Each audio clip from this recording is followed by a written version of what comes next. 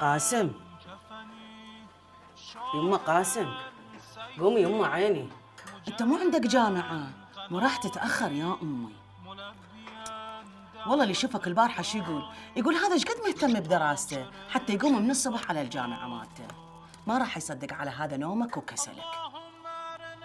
قاسم، هاي صار ثاني مرة أقعدك وانت ما تقعد. تعبت. ايش قد لازم اصح قاسم قوم قاسم قوم؟ اوف، تقوم عادي انا. شوف من هالخمس دقائق قعدت ما قعدت راح اصب دولشة ماي فوق راسك، زين؟ ايه يا يما يجي يوم وراح تشوف شلون ضيعت عمرك بالنوم والفراغ. خالي بلاش.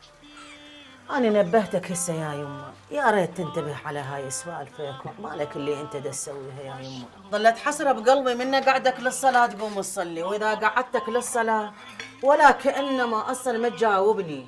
صار لي سنين أشوفك ما تصلي بس بالمناسبات الدينية بمحرم وشهر رمضان. يعني عبالك الله محصور بس بذن الشهر. استغفر الله.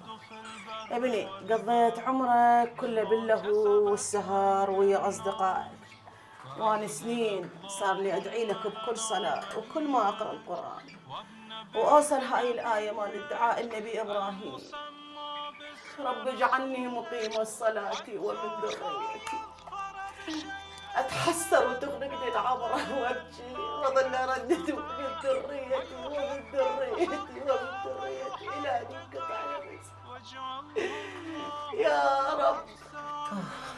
ابني ما قصرت وياك، على طول أدعي لك أنا، لكن شو أقول عن أصدقائك السوء؟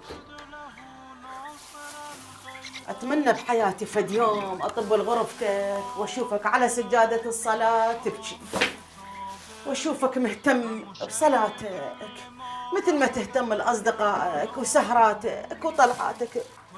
بس ما أدري شو أسوي، بس أدعي أقول الله يهديك إن شاء الله يمه، بس أقول الله يهديك إن شاء الله يمه. تعبت والله يمه تعبت. أتمنى فد يوم أشوفك على السجادة تبكي من دون ما أني ألح عليك.